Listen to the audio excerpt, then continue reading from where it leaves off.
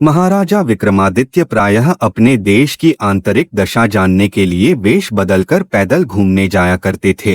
एक दिन घूमते घूमते एक नगर में पहुँचे। वहाँ का रास्ता उन्हें मालूम न था। राजा रास्ता पूछने के लिए किसी व्यक्ति की तलाश में आगे बढ़े। आगे उन्हें एक हवलदार सरकारी वर्दी पहने हुए दिखा।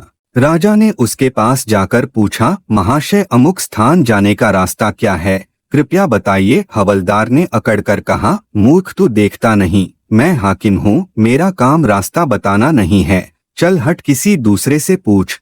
राजा ने नम्रता से पूछा, महोदय यदि सरकारी आदमी भी किसी यात्री को रास्ता बता दे तो कोई हर्ज तो नहीं है, खैर मैं किसी दूसरे से पूछ लूंगा, पर इतना तो बता दीजिए कि आप किस पद पर काम करते हैं।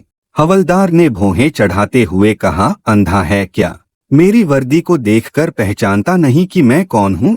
राजा ने कहा, शायद आप पुलिस के सिपाही हैं। उसने कहा, नहीं, उससे ऊंचा। तब क्या नायक हैं? नहीं, उससे भी ऊंचा। अच्छा तो आप हवलदार हैं? हवलदार ने कहा, अब तू जान गया कि मैं कौन हूँ, पर यह तो बता इतनी पूछताछ करने का तेरा क्या मतलब और तू कौन है। राजा ने कहा, मैं भी सरकारी आदमी हूँ। सिपाही की ऐंठ कुछ कम हुई। उसने पूछा, क्या तुम नायक हो? राजा ने कहा, नहीं, उससे ऊंचा। तब क्या आप हवलदार हैं? नहीं, उससे भी ऊंचा। तो क्या दरोगा है? उससे भी ऊंचा।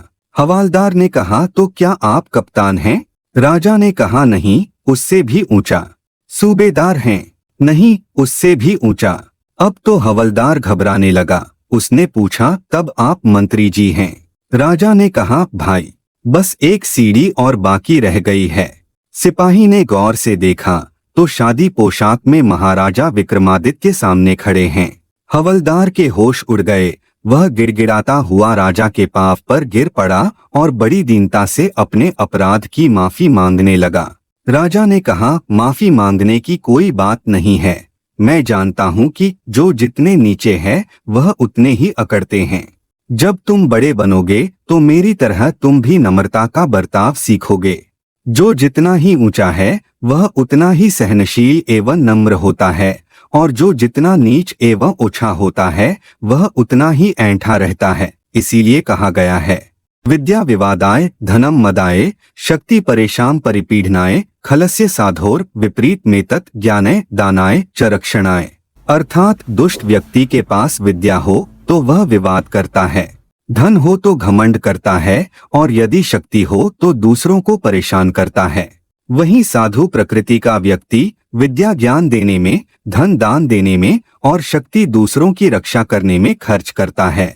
इस कहानी से हमको यही शिक्षा मिलती है कि कभी भी अपने पद का अभिमान नहीं करना चाहिए और न ही किसी का अपमान करना चाहिए।